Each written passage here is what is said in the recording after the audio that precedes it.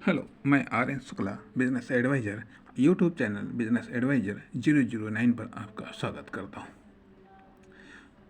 My first disturbance my first disturbance इस पर हम बात करेंगे कि जब मैंने यूट्यूब चैनल स्टार्ट किया तो लगभग 70 पोस्ट डालने के बाद या लगभग 45 दिनों के बाद में पहला डिस्टर्बेंस आया जिससे मैं डिस्टर्ब हुआ। इसके पहले एक मिनी डिस्टरबेंस आया था, परंतु मैं उसे डिस्टरबेंस के रूप में समझ ना सका। उससे पहले माइक्रो डिस्टरबेंस आए, परंतु मैं उन्हें डिस्टरबेंस कह ना सका। परंतु इस डिस्टरबेंस ने हमें डिस्टर्ब कर दिया या डिस्टर्ब करे रखा। जब तक टाइम, एफर्ट, पैसा या नुकसान या इन्वेस्टमेंट न करवा लिया। आइए बताते हैं कैसे। मैं एक वर्किंग पैटर्न लेकर चल रहा था कि कम से कम एक वीडियो अवश्य अपलोड करना है। 13 सितंबर 2023 की बात है कि मैं वीडियो अपलोड कर रहा था। प्रथम तो काफ़ी धीमा अपलोड हो रहा था। खैर, इसे हमने स्वाभाविक मानते हुए छत पर चला गया। वहाँ पर बड़े ही सब्र के साथ धैर्यपूर्वक अपलोडिंग 100% तक लाया। उसके बाद प्रोसेसिंग होने के बाद उसके बाद प्रोसेसिंग होनी थी, लेकिन प्रोसेसिंग स्टार्ट न हुई, बल्कि फिर से 50% से अपलोड होने लगा। अब मैं डिस्टर्ब हो गया। प्रथम तो सारा डाटा खा गया। दूसरे, इतनी मेहनत से सब्र के साथ अपलोडिंग 100% तक लाया था, वह फिर से डाटा चाहिए, उतना ही सब्र चाहिए। अन्य कार्य भी नहीं कर पाएंगे क्योंकि दिमाग डिस्टर्ब हो गया। इसका एक कारण कि प्रथम बार कोई चैनल बनाकर उस पर अपलोड कर रहा था। खैर, सब क्रिया घंटे, 2 घंटे, 3 घंटे तो मुश्किल से 60% अपलोड हो पाया तो गुस्सा आया। परिणाम, वह वीडियो जो 60% अपलोड हो चुका था डिलीट कर दिया। कोई बात नहीं, दिमाग डिस्टर्ब हो चुका था। जो परेशान कर रहा था, दैनिक डाटा अभी कुछ बचा था और मैं सोच रहा था कि हमें दैनिक रूप में कम से कम एक वीडियो तो अपलोड ही करना है। हालांकि अभी तक हमारे वीडियो ऑडियो के रूप में ही होते हैं। अतः फिर से मैंने वही वीडियो अपलोड करना शुरू कर दिया।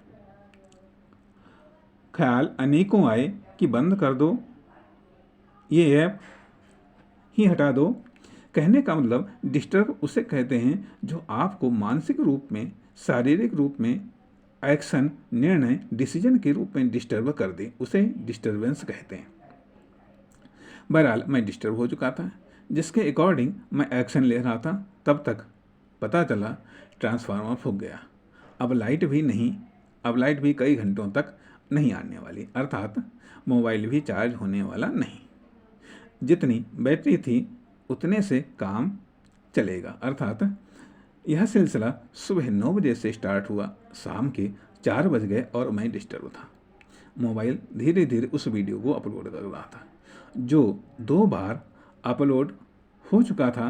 परिणाम, हम डाटा से वो दैनिक कार्य भी नहीं निपटा पाए जो मैं निपटाता था। परिणाम उसका भी डिस्टर्बेंस। तब तक 5 बज चुका था। मोबाइल में दैनिक डाटा समाप्त हो चुका था। मैं डिस्टर्ब था कि मैंने सोचा कि यदि मैं बिजनेस एडवाइज़र, जिसे अभी तक केवल मैं ही खुद को बिजनेस एडवाइज़र मानता हूँ, दूसरों को मनवाना पड़ेगा, तो मैं एक बिजनेस एडवाइज़र होकर यदि इतना डिस्टर्ब हो सकता हूँ, जो कि बहुत बड़ा डिस्टर्बेंस नहीं है, तो आम आदमी या बिजनेसमैन कितना डिस्टर्ब होते होंगे। यदि नहीं होते होंगे तो मैं इतना क्यों डिस्टर्ब हूँ। तो क्या करना चाहिए? समाधान खोजना चाहिए। जिसके कारण मैं डिस्टर्ब हूँ उसका समाधान खोजो। परिणाम पहले, इसमें डाटा पैक डलवाओ। परिणाम, हमने डाटा पैक डलवाया। अब यह डिस्टर्बेंस आया क्यों? तो सर्च करने पर देखा कि यूट्यूब अपडेट नहीं है। सबसे पहले अपडेट किया, फिर देखा मोबाइल भी अपडेट मांग रहा है, उसे भी अपडेट किया। तो हमने सीखा कि मोबाइल में एक साथ 2 या 2 से चीज़ें अपलोड न करें, वरना मोबाइल गर्म हो जाता है। एक आध ऐप भी ट्राई कर डाला जिससे इस डिस्टरबेंस की भरपाई कर सकूं।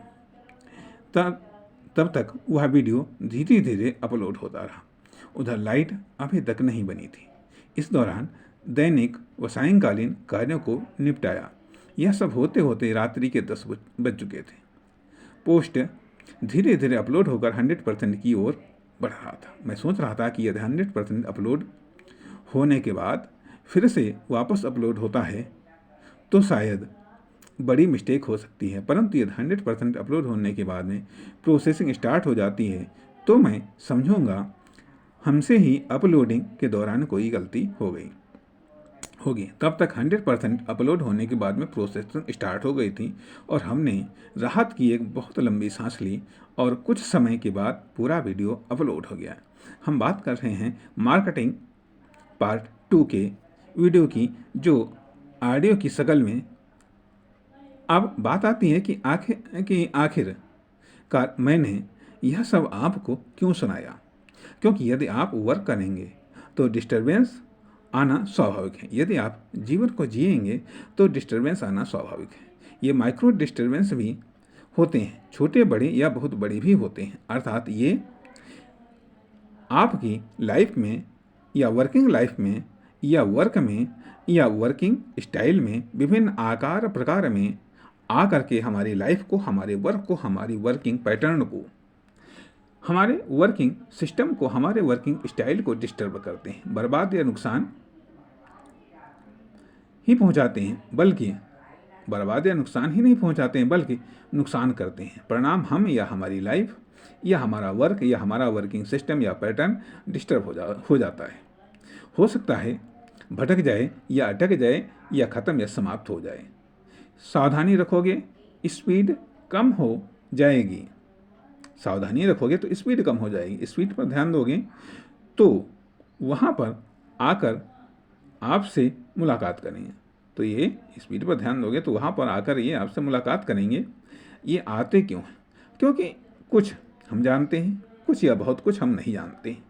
जो हम जानते हैं उसके आधार पर हम जीते या कार्य करते हैं, परंतु जो हम नहीं जानते हैं उसके बारे में या उससे हम जब जीते या कार्य करते हैं तो जिससे हमारे द्वारा गलतियाँ होती हैं और उनका परिणाम हमें डिस्टर्ब कर देता है, तो वास्तव में डिस्टर्बेंस हमारी ही गलतियों का परिणाम होते हैं। नंबर 1, हम प्रयास करें कि हम और अधिक न तो डिस्टर्ब हों और ना ही डिस्टर्ब करें। नंबर 2, उस डिस्टर्ब का समाधान खोजें और उसे समझें, वह क्या कहना या बताना चाहता है, तथा उसे एक अवसर की तरह लें तथा हमें यही प्रक्रिया माइक्रो, छोटे बड़े सभी डिस्टर्बेंसों के साथ करनी चाहिए तथा हमें डिस्टर्बेंस के प्रति संवेदनशील होना चाहिए। यहाँ पर हमें जोश की बजाय संयम व विवेक से काम लेना चाहिए और यह सोचना चाहिए कि इसे आप रोक नहीं सकते, क्योंकि न तो आप सब जानते हैं और न ही सब इम्प्लीमेंट कर सकते हैं। मैं समझता हूँ डिस्टर्बेंस एक वर्किंग गाइडलाइंस की तरह होते हैं जो हमें कुछ न कुछ सीख दे जाते हैं या सिखा जाते हैं। हमें क्या सिखाया है हम बात करेंगे अगले भाग अवसर में। हमें क्या सिखाया हम बात करेंगे अगले भाग अवसर में। धन्यवाद।